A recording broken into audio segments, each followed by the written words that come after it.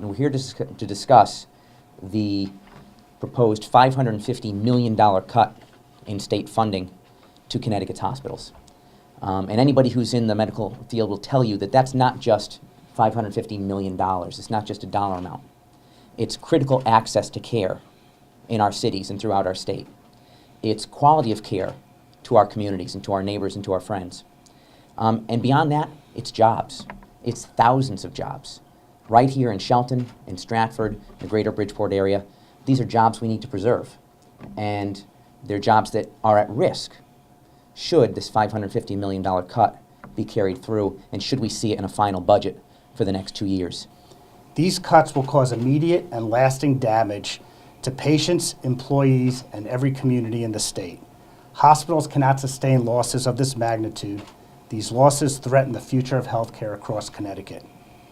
St. Vincent's and Bridgeport Hospital stand today side by side together to tell you that these cuts will divert our attention away from the work that we need to do for healthcare reform, to transform our system to value-based care. They will result in the elimination of services necessary to care for people along the continuum. Innovation needed to move forward with healthcare reform will stop as we go into survival mode. The communities of the greater Bridgeport region and across the state will suffer as a result. Capital investments will be abandoned and our facilities and technology will deteriorate. Healthcare jobs will be lost. In the end, it will be our communities and our patients who will suffer as the quality of care and patient safety that our patients and their families have come to expect from St. Vincent's and Bridgeport Hospital are put at significant risk because of these devastating cuts. The cuts that are being proposed would have a severe negative impact on Bridgeport Hospital. If implemented, our hospital funding would be reduced by $22 million over the next 2 fiscal years. This, in addition to the rescissions made by the state in December that resulted in over $3 million loss, would be devastating. And additional cuts to our funding will only put us on the path for certain failure.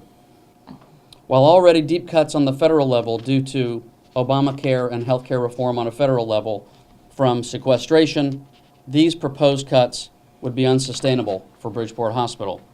And we would have no choice but to cut programs and services to see where adjustments could be made. In December of this past year, 2012, we faced a large deficit.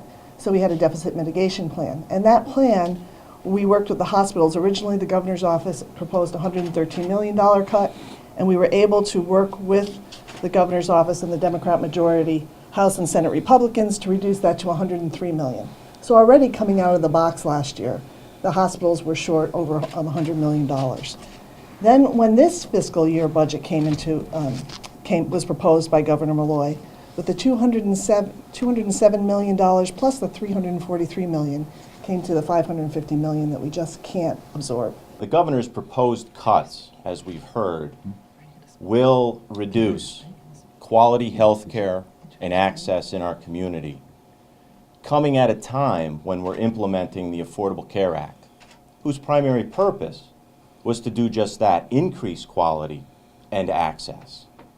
It will also eliminate good-paying jobs and shred a safety net, but particularly those individuals and families that rely on Medicaid and don't have that and have no insurance at all. They won't have access nor quality to health care.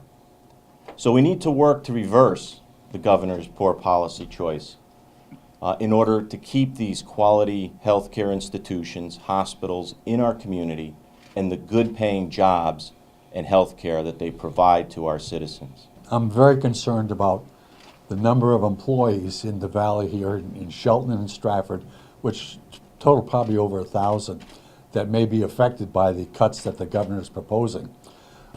This is an operation that we have to keep open, and we have to give them enough money to survive, because the people that go there are generally the elderly and those that require some immediate attention. And here we are going to, take and hit these people with a cut in services at the hospitals, and I think that's just totally absurd. So I hope that we could work something out with the hospitals and the governor and maybe bring some more money back to the hospitals.